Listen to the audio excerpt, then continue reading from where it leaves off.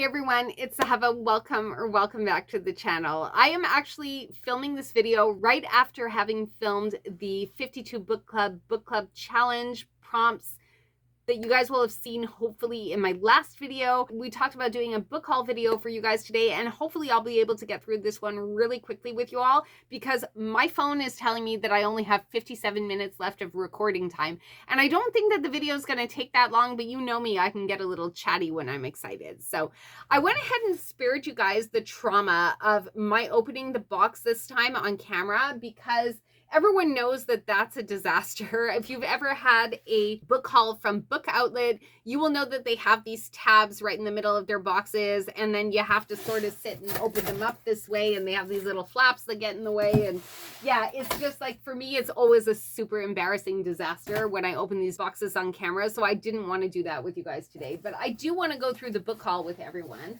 So I'm just going to kind of reach for them right over here from behind me, and then we'll see what it is that I picked up. And yeah, we're just going to have fun sort of going through these books today. So the first thing I wanted to point out is I got another one of these like unique coupon codes. I'm not going to show you the code because it's only good for a one-time use, but I got one of those, which is really fun. Again, it is for Book Outlet. I'm not sponsored, but if you guys want to help me out and feed into my book buying addiction and also get a coupon for you guys as well, you guys can click in the link below in the description. And if you use my referral link, you guys will get a $5 off coupon at Book Outlet, and so will I. So I would really appreciate the support, and it's just, you know, it's a fun way to help the channel if you guys want. No stress, no stress. So let's go into here and see what I have first thing.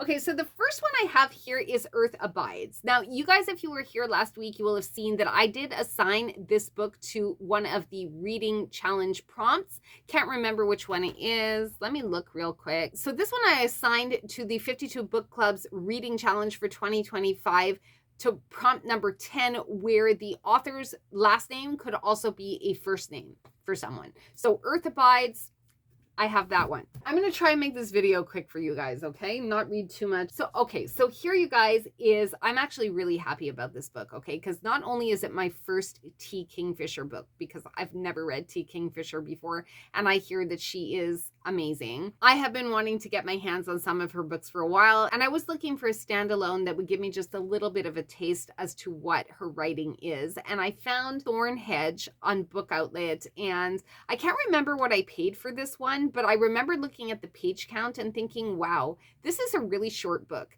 That's going to feel so amazing and be so easy to read, and I'm going to feel so accomplished when I get through this book. So I think I bought it for all those reasons, because I'm unfamiliar with the author. It was a short book and it was a standalone. So if you guys have read this one, let me know what you think of it in the comments, because other than that, I don't know anything about it. The next book that I picked up is The Power. And if you guys were here for the last video, you'll remember that I assigned this one to point number 42, which has a non-human enemy in the reading prompt challenge for the 52 Book Club. I actually don't remember what this one is about, so I'm going to read it as much for myself as for you guys. But it says, all over the world, women and girls are discovering they have the power. With a flick of the fingers, they can inflict terrible pain and even death. And with this small twist of nature, everything changes drastically. Ambitious and provocative, visceral and page-turning, award-winning author Naomi Alderman's The Power at once takes us on a journey to an alternate reality and exposes our own worlds in bold and surprising ways. So, okay, like, I'm not really sure what happens in this story, because the little blurb on the back honestly didn't really give you much in terms of plot. I'm not really sure why I bought it. I don't know. And the inside of the book flap doesn't really say much about it, just what other people are saying about the book, same as on the back. So I don't actually really know what happens in this book, but I've assigned it to a reading category, so I'm committed now. I have to read that one. The next book I have in this box is another short one called Love Like That. So I did try and choose some shorter books this time to make sure that I had some really easy rungs to reach for when I'm climbing this book ladder this year. This one here has just a little over 200 pages. So it's the kind of book that I think if I do well, if I'm in the right mood, I could probably finish this one in a day, which is really encouraging. I didn't actually assign this one to anything on the reading challenge for next year, but it doesn't mean that I won't read it. I may decide to read it anyway. And I don't know if you guys can see, but the font point is actually pretty big in this book, so I think it's going to be a pretty easy read. And so this one is actually a short story collection, a fiction short story collection. Whether diving into complicated relationships or wrestling with family ties, the girls and women who populate Love Like That, misfits and misanthropes, bickering sisters, responsible daughters, and unhappy wives discover what it means to get lost in love and to do what it takes to find themselves again. So again, should be a really easy read. I'm hoping for something that's really easy, really achievable. I have a couple of them already in this book haul, so I'm feeling really good about this. Let me know if you guys have any experience with it and what you thought down in the comments. The next book that I have, which is another book that you guys will have seen me assign to a category on the 52 Book Club Reading Challenge list, is Still Life by Sarah Winman. And so this one I assigned to the Set in a Country with an Active Volcano prompt. So excited to read this one. I won't spend much time on it this time because you guys will see it later as it's become a part of the challenge for next year. So following that in the book haul is Beautyland. Now, I believe that I picked this one up because it's a sci-fi, which I'm excited to read. I love to read a good sci-fi. Also, the cover. It's a really kind of understated cover. I have to say that honestly, I was attracted to the banality of this cover. And I think also that this was voted as one of the Goodreads nominee picks for the 2025 sci-fi category. So when I saw this one at Book Outlet, I decided to go ahead and pick it up. It's a hardcover book. I think maybe I paid $7.99 for it Canadian. So as I love sci-fi, as it was a nominee in the Goodreads sci-fi category for 2024, and as the cover is just so boring and just so ordinary that it can't help but be a fantastic story inside, I went ahead and chose this one. Let me know if you've read it and if you think that I will like it. I also picked up a copy of Uncertain Kin, and I don't remember what the story was about, so let's look over it together. A luminous and haunting collection of linked stories that explores the beauty and brutality of our deepest bonds. Little girls disappear from their beds one lush August. A jogger with a secret makes a sinister discovery on the beach. An island wakes to blood pouring from its taps after a pastor's tirade. An immigrant new to Vancouver struggles to plant roots in a city that doesn't want her or her son. These mesmerizing stories introduce us to women and girls searching for belonging amidst chaos and uncertainty. Set against the vivid backdrop of the Bahamas and tinged with folklore and the surreal, this collection explores the bonds and burdens of kinship, grief, longing, betrayal, coming of age, and what it means to be a woman. Uncertain Kin offers breathtaking insight into our relationships with others and ourselves and signals the debut of an important literary talent. So I don't know why I bought this. I think that I was still like in Bahamas mode because I had just gotten back from the Bahamas. I went on a little three-day vacation with my son, and I had gone into a bookstore, and I can't remember if I showed you guys the footage of that or not, but I'd gone into a little bookstore, and I was kind of disappointed to see that they didn't really have much in the way of promoting Bahamian authors. And I feel like if you go into a Canadian bookstore, anywhere you go, they're going to have a selection of Canadian literature, Canadian authors, that kind of thing. And they didn't really have that. And I don't know if that's because it doesn't exist in Bahamas, but this one seems to take place in Bahamas. So that's probably why I bought it. But like, honestly, I really don't remember, but sounds like it's going to be good. So I'm happy with that choice. Okay. I'm not really happy about this.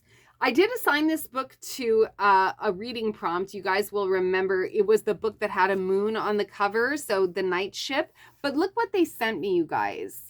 Do you see that? It's like it came, not only is it like kind of like scuffed up here on the top. I don't know if you guys can see that, but here it came out of the box this way. So it's all like folded.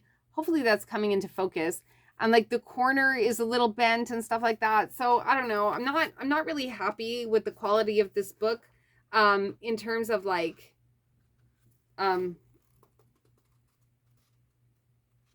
mean, it seems to be fine on the inside. It definitely has like a little bit of illustration, but I have to say that I'm upset with the copy that they sent me. I'm really not happy about that. I'm not upset enough to complain about it, but it's just like, it makes me feel like I didn't pay for a new book. It makes me feel like I picked it up at the thrift stores. I'm not really happy about that, but this one has also really short chapters and looks like it could be a really, really fun read. So Not happy with the physical quality of the book, but it is something that I heard good reviews about and that I know I'm going to be reading next year as part of the challenge. So there it is. The Night Ship. Okay, here is Wade in the Water by Nayani Nkrumah.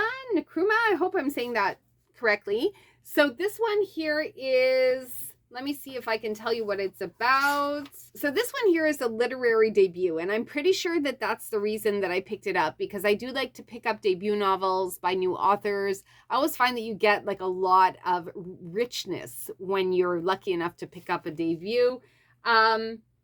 Resonant with the emotional urgency of Alice Walker's classic Meridian and the poignant charm of Sue Monk Kidd's The Secret Life of Bees, Wade in the Water tells the story of an unforgettable summer in 1982, seen largely through the eyes of Ella, a young mistreated black 11-year-old girl who lives with Leroy, who resents her, and Ma, who cannot stand to look at her.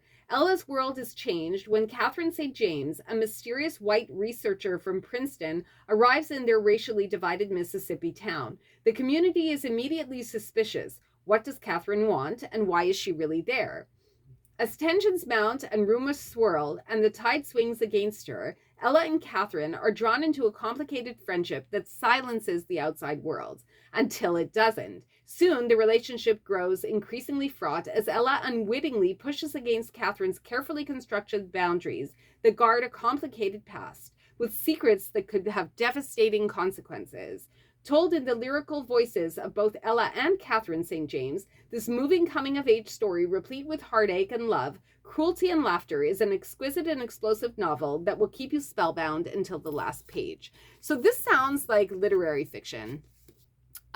Which is not something that I generally pick up in terms of like having a general literary fiction. I'm usually in the subgenres. That's what I'm trying to say. Like I would go into sci-fi or fantasy or, dare I say, romance. I don't really read romance, but the point is general literary fiction. I don't really go for that unless it came recommended pretty highly. So if I picked this up, it's because it got good reviews somehow. So yeah, so this one is definitely literary fiction. It sounds like it's going to be a fantastic story. I can't remember exactly why I picked it up. I guess it just sounded interesting to me while I was looking for books to sort of add to my TBR. And here you go. You have Wade in the Water. So here's another book that I've already assigned to the reading challenge for next year, and this is This Time Tomorrow by Emma Straub, and this one was assigned to reading prompt number 40, which is a stream of consciousness narrative. I picked this book up because I am a huge fan of time travel, and I think that it's just going to be a wild ride. Well, hopefully anyway, but it has some good reviews. If you guys have read it, let me know. You guys know that I always like a good book about time travel. The Book of Doors I found was fantastic. If you guys have any other suggestions of books that I should read that have to do with time travel, please let me know in the comments below. But this one I will definitely be reading, as this one is assigned to reading prompt number 40 for the challenge. I have another debut novel for you guys. This one is called Defenestrate. A fantastic word, that defenestrate. Anyone remember Braveheart? You guys know what I'm talking about. We all learned that word when we were watching Braveheart in the 90s. So Defenestrate, let me read you what it's about, okay? An exuberant, wildly inventive debut about a young woman fascinated by her ancestors' legendary falling curse and trying to keep her own family from falling apart. Marta and her twin brother Nick have always been haunted and fascinated by an ancestral legend that holds that members of their family are doomed to various types of falls. And when their own family collapses in the wake of a revelation and a resulting devastating fight with their Catholic mother, the twins move to Prague, the city in which their falling curse began. There, Marta and Nick try to forge a new life for themselves. But their ties to the past and each other prove difficult to disentangle, and when they ultimately return to their Midwestern home and Nick falls from a balcony himself, Marta is forced to confront the truths they've hidden from each other and themselves. Ingeniously and unforgettably narrated by Marta as she reflects on all the ways there are to fall, from defenestration in 19th century Prague to the pratfalls of her childhood idol Buster Keaton, from falling in love to falling mid-flight, From an Airplane, Defenestrate is a deeply original, gorgeous novel about the power of stories and the strange, malleable bonds that hold families together. So I think this one is going to be a really good read as well. It is not a long book. It is, I will tell you exactly, so it's just under 250 pages. I don't know if I could do this book in one sitting, but probably definitely two, or if I had a few hours. I'm not a super fast reader, but I'm not a super slow reader either. So I could probably do this book within one day or two. The Book of Dwarves was a lot bigger, and I did that one in 2 days. So what do you guys think of this? Sound interesting to you? Let me know in the comments if you guys have heard about it before, because I don't think I have, and I'm not exactly sure why I picked that up or where the suggestion came to me. I don't know if it was in a list of suggested books, because sometimes I forget. I try and remember so I can share it with you guys, but I don't always remember where I got the, you know, what path took me to the place where I ended up buying the book. I don't always know that. So, but I have it now. So I have another hardcover book here. This is called The Scent of Burnt Flowers by Blitz Bazawule. I hope I'm pronouncing that right. So let's read what this is about. Fleeing persecution in 1960s America, a Black couple seeks asylum in Ghana, but old secrets and fresh dangers threaten their newfound freedom in this hypnotic debut novel. So again, I'm going for debut novels, it would seem, in this book haul. When the windshield of his Chevy Impala is shattered in a dark diner parking lot in Alabama, Melvin moves without thinking. A split-second reaction marrows in his bones from the days of war, but this time it is the safety of his fiancée, Bernadette, at stake. Impulse keeps them alive, and yet they flee with blood on their hands. What is life like now that they are fugitives? Pack passports, empty bank accounts, set their old life on fire. The couple disguise themselves as a pastor and a reluctant pastor's wife who's hiding a secret from her fiancé. With a persistent FBI agent on their trail, they travel to Ghana to seek the help of an old college friend of Melvin's who happens to be Kwame Nkrumah, the country's embattled president. The couple's chance encounter with Ghana's most beloved high-life musician, Kwesi Kweson, who's on his way to perform for the president, sparks a journey full of suspense, lust, magic, and danger as Nkrumah's regime crumbles around them. What was meant to be a fresh start for Melvin and Bernadette quickly spirals into chaos, threatening both their relationship and their lives. Kwesi and Bernadette's undeniable attraction and otherworldly bond cascade during their 3-day trek, and so does Melvin's intense jealousy. All three must confront one another and their secrets, setting off a series of cataclysmic events. And I won't continue the rest of it because I don't want to be reading at you guys for way too long. But again, this is going to be a sort of adventure tale, and I think it could be maybe a love triangle. I don't know. Are you guys familiar with this title? Let me know what you think of it. I'm pretty sure it got some very good reviews, or I wouldn't have picked it up. So taking a chance on some books that I don't know about, don't we all? Don't we all? Okay, and the last one that I have in this book haul to show you guys today is called The Rook. I don't think that I assigned this one to the reading challenge. I don't really know anything about it. This is by Daniel O'Malley. Are you guys familiar with this one? It says that it's a Starz original series now, which I think I get Starz through Crave. If I'm not mistaken, I can get Starz programming. I love the series that you can get on Starz. It's some really good programming sometimes. Their original series can be really, really cool, but I'm trying to remember why it was that I picked up this one. A few moments later. I think I know what I did, you guys. I think I went to Book Outlet has a subcategory for debut authors, so that's probably what happened. I went to the debut author subcategory and just picked like a whole bunch of debut author novels, and that's probably how I ended up with this one. But it basically says that The Rook is an outrageously imaginative debut. Mifanwi Thomas, I don't know how to pronounce that. If I'm doing that wrong, let me know in the comments, because I don't know how to pronounce that, but it says Mifanwi, I don't know, question mark. I'll write it on the screen. Thomas awakes in a London park surrounded by dead bodies. With her memory gone, she must trust the instructions left by her former self in order to survive. What? She quickly learns that she is a rook, a high-level operative in a secret agency that protects the world from supernatural threats. I'm liking this. But there's a mole inside the organization, and this person wants her dead. Battling to save herself, Mifanwi will encounter a person with 4 bodies, a woman who can enter her dreams, children transformed into deadly fighters, and a terrifyingly vast conspiracy. Suspenseful and hilarious, The Rook is an outrageously imaginative debut for readers who like their espionage with a dollop of purple slime. That sounds really fun. Like, I'm gonna be honest, I hope that there are more books that come out from after this. I don't know if there are, but so I just wanted to point out this little scratch on the bottom too. Not a huge deal for me, not as bad as the Night Ship one, but if you guys are gonna order from Book Outlet, just know that they are, while they are like new books, they've never been read by anyone before. I've gotten some books that have been sort of dinged and scratched in the past, and I think that you're saving at least 50% on the books that you're buying. And for the most part, the books that I have bought have been new. And again, I'm not sponsored by this company, but I just, I feel like I want to be honest with you guys, and the books that I get, they're not always in the best condition. So anyway, thank you guys so much for coming to hang out with me today to look at this book haul and see if there are any books that you might like to read, if I've suggested some books to you that you're interested in, if I've helped even one person discover something new, I'm so happy to have been able to help you and maybe turn you guys on to a book that you think you may also want to read. I want to thank you guys so much for coming by to hang out with me today. Please remember to leave a comment down below, like this video, and subscribe to the channel. I hope you enjoy hanging out with me as much as I enjoy hanging out with you, and I will see you again in the next one. Ciao for now.